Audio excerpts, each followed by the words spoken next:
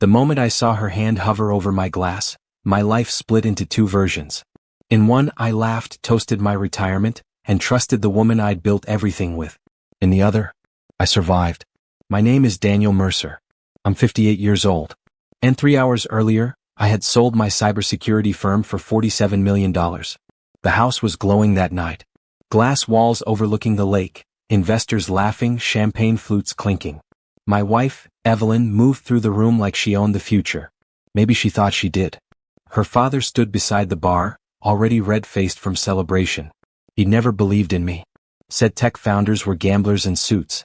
I was reaching for my drink when I saw it. A small vial. Clear. Quick movement. Her back shielding it. One drop. She didn't know I was watching from the reflection of the window behind her. My heartbeat didn't spike. It slowed. I smiled. Walked toward her. Kissed her cheek. And when she turned to greet another guest, I switched the glasses. Her father lifted the one meant for me. To Daniel, he shouted. We all raised our glasses. He drank. 6 seconds later, his smile disappeared. And the sound he made next wasn't human. The glass shattered before he hit the floor. For a second, no one understood what they were looking at. His body jerked violently, chair tipping backward, wine bleeding into the marble like a slow confession. Someone screamed. I didn't move. Evelyn did. She was at his side instantly. Not panicked. Not shocked. Focused. Call an ambulance, she said, too steady. I knelt beside him. His skin was pale, lips already losing color. Not choking.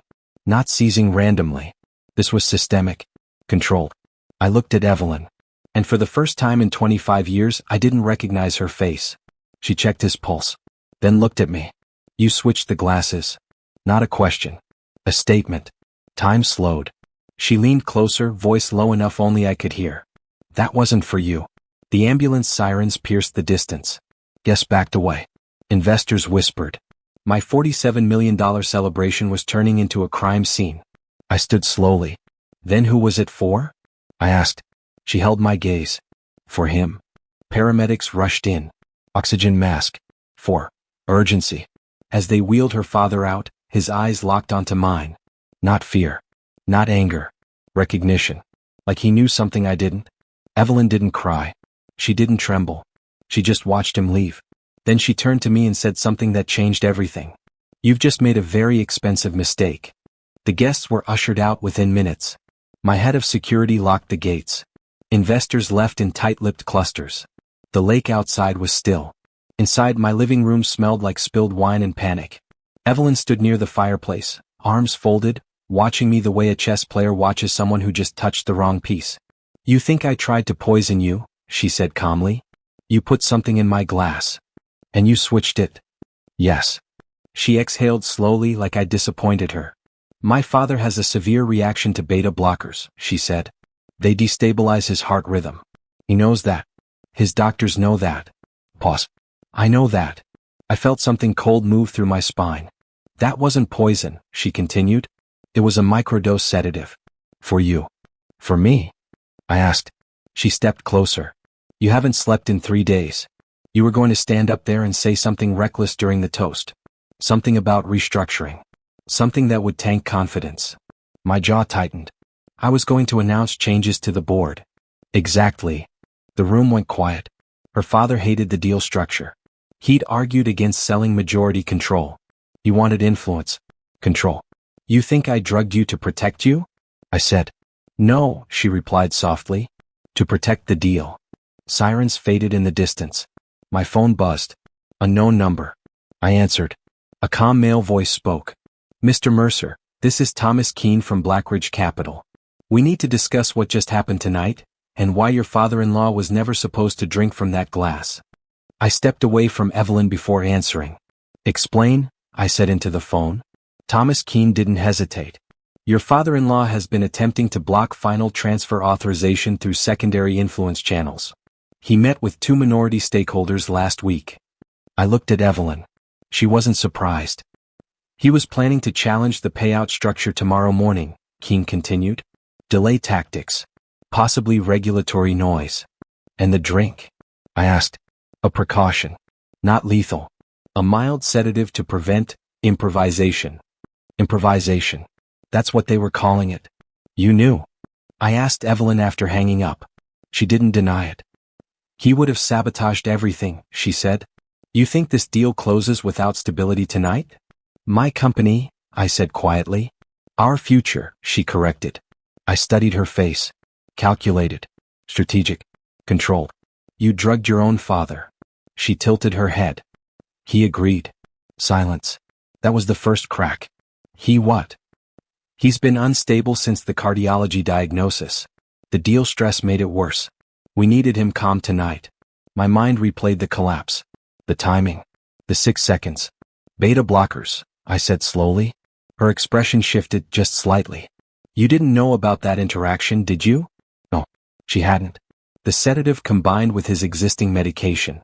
And I had switched the glass. The ambulance wasn't taking him to a hospital for observation. It was racing against cardiac arrest. Evelyn's voice dropped. You weren't the only one making moves tonight, Daniel. My phone buzzed again.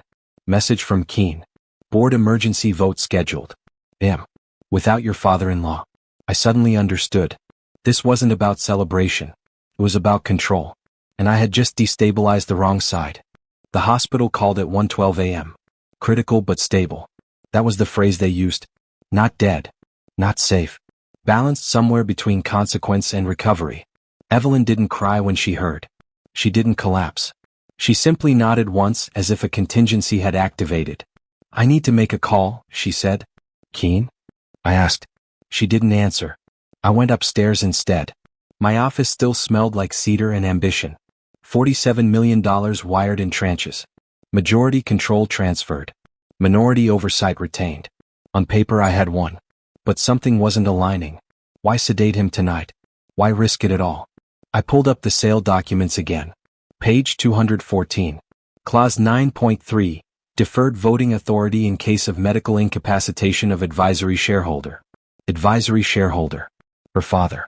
If incapacitated at time of emergency vote. Authority transfers temporarily. To executive spouse. My stomach went hollow. The board meeting at 8 a.m. Without him. With her. Not sabotage prevention. Acceleration. I walked back downstairs slowly. She was on the terrace, phone to her ear, voice low. Yes. Temporary authority triggers at 24 hours if he's listed as medically compromised. Pause. No, Daniel doesn't know that clause exists. I stopped breathing. The lake outside reflected moonlight like broken glass. She turned and saw me standing there. Didn't flinch. Just ended the call. You always were brilliant at building systems, she said. But you never checked who owned the back door. For the first time that night I felt something close to fear. Not because she had outmaneuvered me. But because I realized how long she'd been planning it. You structured the deal with that clause, I said. She didn't deny it. You were exhausted, Daniel. You trusted the board. You trusted me. I let out a slow breath. Clause 9.3. Temporary executive authority in case of medical incapacitation of advisory shareholder. Which meant if her father remained classified as unstable for 24 hours, she would control his voting block. Combined with Blackridge's shares?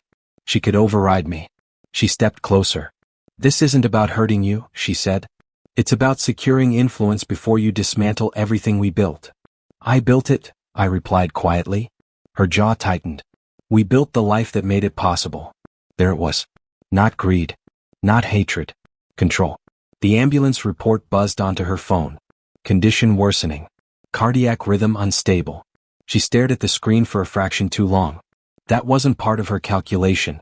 You didn't account for the medication interaction, I said. Silence. That was the first genuine crack in her composure. I walked past her to the bar. Picked up the empty vial she'd discarded in the sink earlier. Still half full. Measured. Precise. I turned it between my fingers. You drugged the wrong man tonight, I said calmly. She shook her head. No, Daniel. Her voice dropped to a whisper. You did. My phone buzzed again. Message from Keen. Board vote moved forward. 6:30 a.m. emergency quorum secured. They weren't waiting 24 hours. Which meant one of two things. Either they didn't need her temporary authority, or someone else already had it. I didn't sleep. At 5:40 a.m. I was in my office reviewing shareholder access logs. Something felt off. If the vote had been moved to 6:30, it meant quorum was already guaranteed. Which meant they didn't need Evelyn. Which meant They didn't need me either. My phone rang at 6:02 a.m. Thomas Keene. Daniel, he said calmly, you should join the call. I thought Evelyn was the contingency, I replied. Pause. She was. Until 3:17 a.m. Cold slid through my chest. What changed at 3:17? Your father-in-law regained consciousness. Silence. He requested immediate legal counsel, Keene continued, and he revoked temporary authority before medical classification was finalized. I closed my eyes. He'd woken up. And he protected me. However, Keene added carefully, he also disclosed something. Of course he did. He informed the board that the sedation plan was mutual, but the clause wasn't his idea. My eyes drifted toward the terrace where Evelyn stood, staring at the lake. It was drafted during a private legal review 6 months ago, Keene said. By whom? Another pause. By you. The room tilted. That's impossible. You signed the addendum during due diligence. Memory flickered. A late-night signing session. Dozens of revisions. Trust in my legal team. Trust in my wife. Daniel, Keene said quietly, the clause was inserted through your attorney's office. My attorney. Not hers. Which meant one thing. This wasn't Evelyn's game. It was mine. Or someone had made it look that way. Keene's final words were almost sympathetic.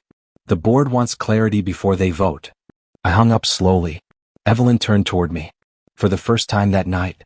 She looked afraid. For a long moment we just stood there.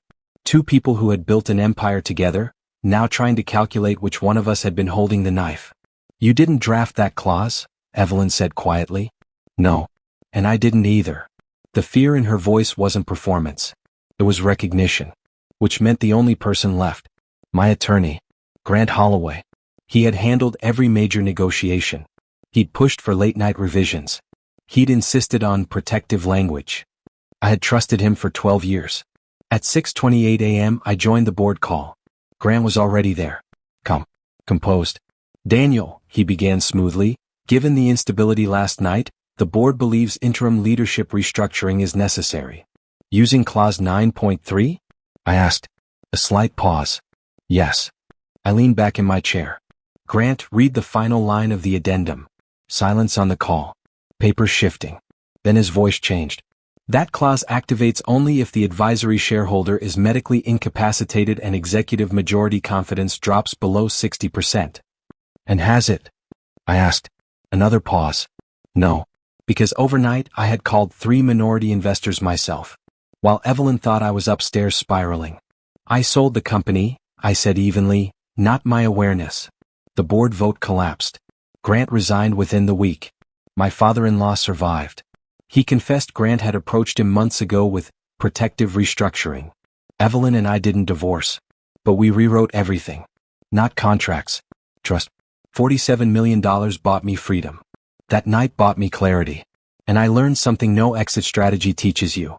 The most dangerous betrayal isn't the one you see. It's the one you help design.